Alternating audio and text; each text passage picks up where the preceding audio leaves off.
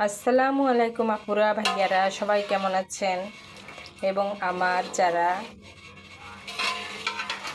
বয়স্ক দাদা, দাদু, চাচা, খালু ফুপারা আছেন, তাদের সবাইকে আসসালামু আলাইকুম এবং অনেক অনেক শ্রদ্ধা ও শুভেচ্ছা।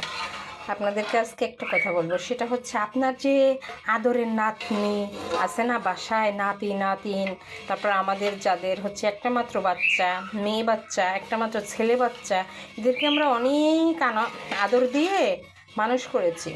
তো এরা যখন হচ্ছে শ্বশুর বাড়ি যাবে বা একটা ছেলে বিয়ে করবে বা একটা মেয়ে বিয়ে করবে, তখন তার আগে, বিয়ে করার আগে একটা ছেলে এবং একটা মেয়ে দুজনকেই না কাজ করতে পাঠাবেন, যে কোনো কাজ করতে পাঠাবেন।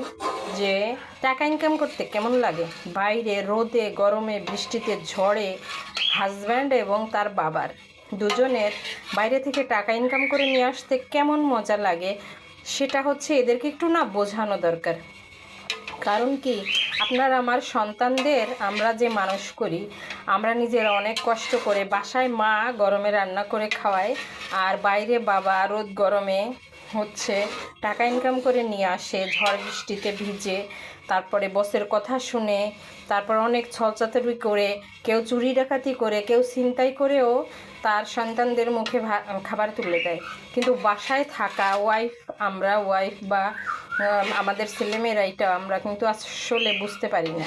যার কারণে আমাদের যে কলিজার টুকরা মেয়েটাকে বিয়ে দিয়ে পরের ঘরে পাঠাই, সে গিয়ে তার হাজব্যান্ডের কাছে অনেক কিছু আবদার করে, মেকআপ দাও, তার খেতে দাও, খেতে নিয়ে চলো হোটেলে। সে কোথা থেকে কিভাবে টাকাটা ইনকাম করে নিয়ে আসছে, এটা অনেক ছেলেমেয়েই জানে না বা বোঝে না। যারা অবৈধ টাকা ইনকাম করে তাদের কথা আলাদা, কিন্তু যারা সৎ পথে রোজগার করে সেই সব ভাই এবং বাবারা কিন্তু আসলে এই টাকাটা কিভাবে নিয়ে আসছে তা তার সন্তানরা বুঝতে পারে না। বিধায় এরা কী করে, ছেলে সন্তান বাবার টাকা নিয়ে যে বাইরে জোয়া খেলে, বন্ধুদের পিছনে উড়ায়, বন্ধুদেরকে নিয়ে হোটেলে বসে খাওয়ায়, যে আমার বাবার তো টাকা আছে, ওগুলো আমি উড়াই। আর মেয়েরা ও বাবার কাছ থেকে টাকা নিয়ে সেই টাকাটা দিয়ে তারা মেকআপ, কানের দুল, হেন তেন এইসব কিনে বেড়ায়। আর শ্বশুরবাড়িতে গিয়েও ঠিক সেই একই অবস্থা। হাজব্যান্ডের মাথাটা একদম পুরা মেয়েরা নষ্ট করে, যে আমার বাবার বাড়ি এটা এটা ব্যবহার করছি, এটা এটা খাইছি, তো আমার হাজব্যান্ডও যেন আমাকে এভাবেই খাওয়ায়। অনেক সময় হাজব্যান্ডরা খাওয়াতে পারে, অনেক সময় পারে না, বা হাজব্যান্ড অনেক সময় সমস্যায়ও পড়ে। তখন হচ্ছে ছেলেমেয়েরা বুঝতে চায় না, বিশেষ করে মেয়েরা বুঝতে চায় না, বা হাজব্যান্ডরা নিজে ছোট হয়ে যাবে বলে না কথাগুলো তাদের সাথে শেয়ার করে না ওয়াইফকে, যে আমার এখন প্রবলেম চলছে, তুমি একটু কম খরচ করো। তো এগুলা হাজব্যান্ডদের তাদের ওয়াইফকে বলা উচিত, আর মেয়েদের বোঝা উচিত যে আমার হাজব্যান্ড কীভাবে টাকাটা আর্ন করে নিয়ে আসছে। যে কারণে আমাদের সমাজে হচ্ছে ডিভোর্স বেড়ে গেছে। কারণ আমার আদরের মেয়েটা যখন শ্বশুরবাড়িতে যেয়ে ঠিকমতো খাবার পায় না, কাপড় পায় না, বাবার বাড়িতে যেভাবে চলে ওইভাবে চলতে পারে না, তখন সে কী করে, ওই ছেলেটাকে ছেড়ে দেওয়ার সিদ্ধান্ত নেয়। কিন্তু সে যখন ডিভোর্স হয় এবং পরের বার বিয়ে করে, তখন কিন্তু সে অনেক কিছু মানিয়ে নেয়। এই মানিয়ে নেওয়াটা যদি প্রথম সংসারে করতো বা বুঝতো, তাহলে কিন্তু এত ডিভোর্স হতো না। যদিও প্রথম সংসারে অনেক ছেলেই অনেক খারাপ আচরণ করে, মেয়েদের সাথে অনেক কাজ করায়, তাদেরকে দিয়ে শ্বশুরবাড়ি নিয়ে যে হঠাৎ করে, দুইটা কিন্তু আসলে তারা পারে না।